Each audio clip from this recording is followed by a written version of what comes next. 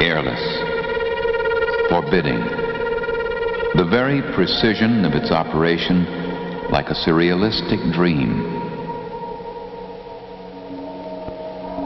We can measure its movement and depth, but our minds cannot fathom its spiritual geometry.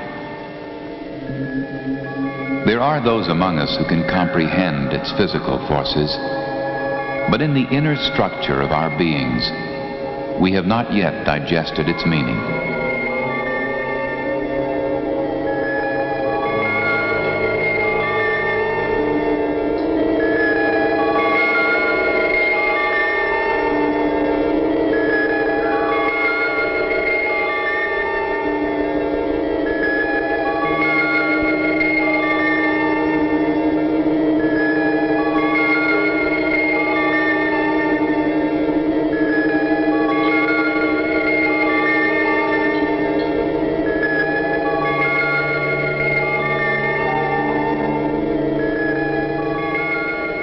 Impressions of our Earth from space. Swirls of blue and white and green, illuminated sharply against a black background. A distant, cold beauty. Silent, lonely, timeless. From high above, seemingly placid.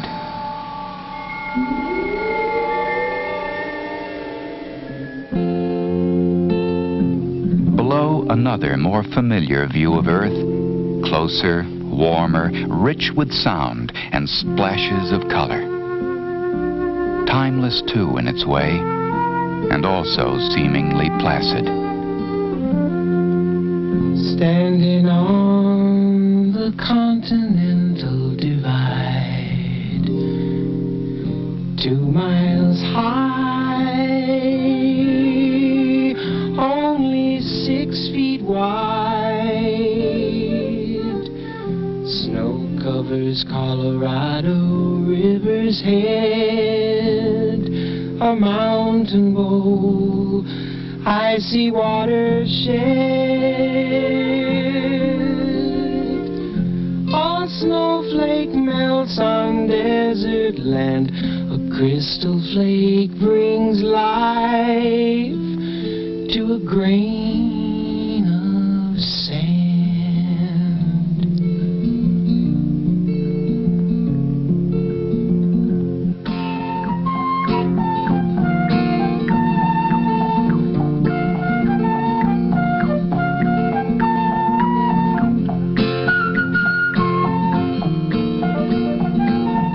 A veneer of gentleness hides constant, restless turmoil.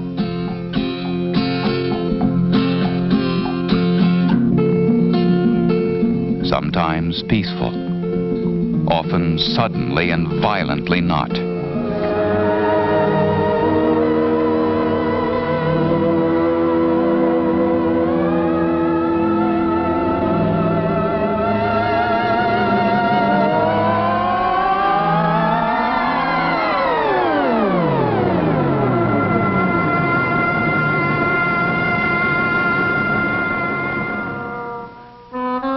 In a very real sense, the Earth has 2 completely different personalities. One temperament seems calm and benign, well in control of the forces locked within the Earth or playing around its biosphere. The other is a hard, hostile, often deadly nature. A nature racked and tormented by these same forces rampaging out of control. Given names by man, these forces are called tornadoes, tidal waves, earthquakes, hurricanes, blizzards, floods.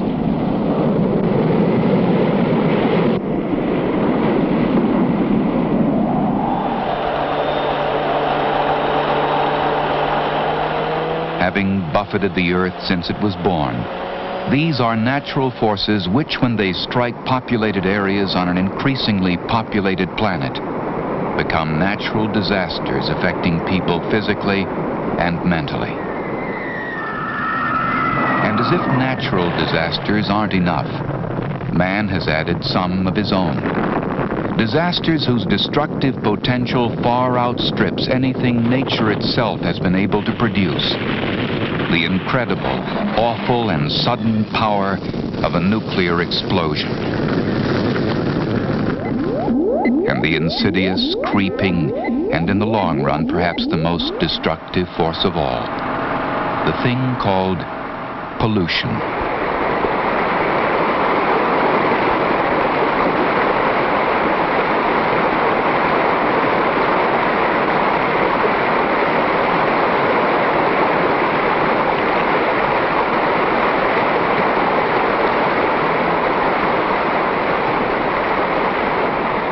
Finally, the forest fire. A hybrid whose origins can be natural, a stroke of lightning on a summer's evening, or man-made, the terrible result of a single act by a careless person, or worse, the terrible result of a single act by an arsonist.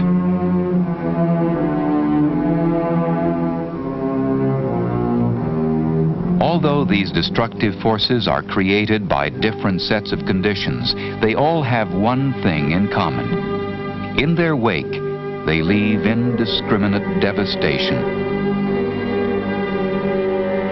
Homes, whole neighborhoods, businesses, sometimes remarkably entire towns and cities are wrecked.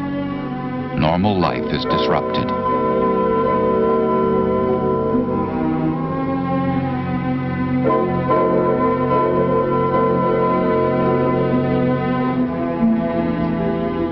And perhaps worst of all, the frailty of human life is exposed. The power of these forces is so enormous that bodies are broken as easily as children's toys, and lives are snuffed out with as little effort as it takes to extinguish a candle. But it is not enough merely to know about the power of these forces.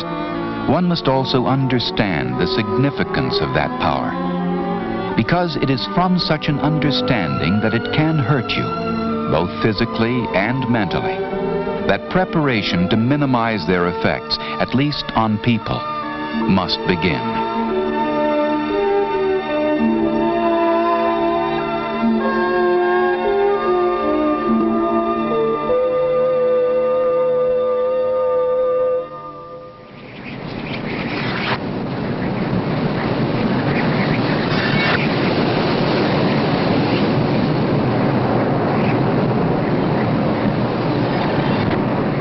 Preparation must begin before an emergency occurs.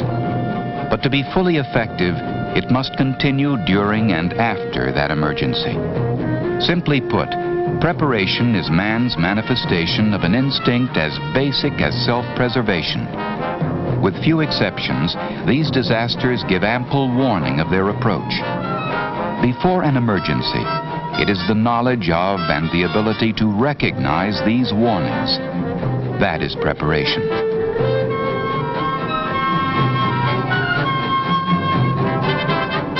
During an emergency, it is the translation of that knowledge into the proper course of action. That is preparation. It is common sense to listen to the radio to get accurate information on what to do and what is happening. That is preparation.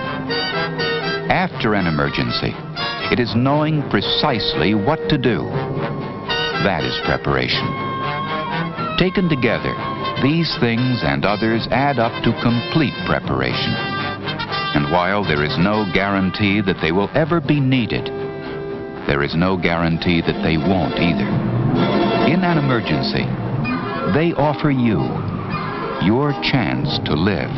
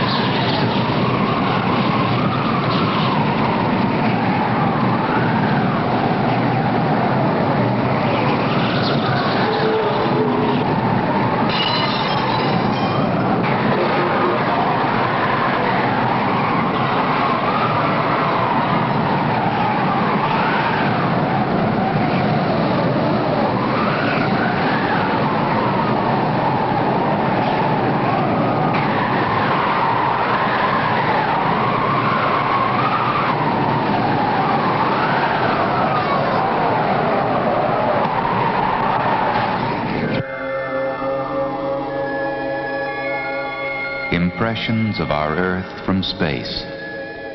Swirls of blue and white and green, illuminated sharply against a black background. A distant, cold beauty, silent, lonely, timeless. From high above, seemingly placid.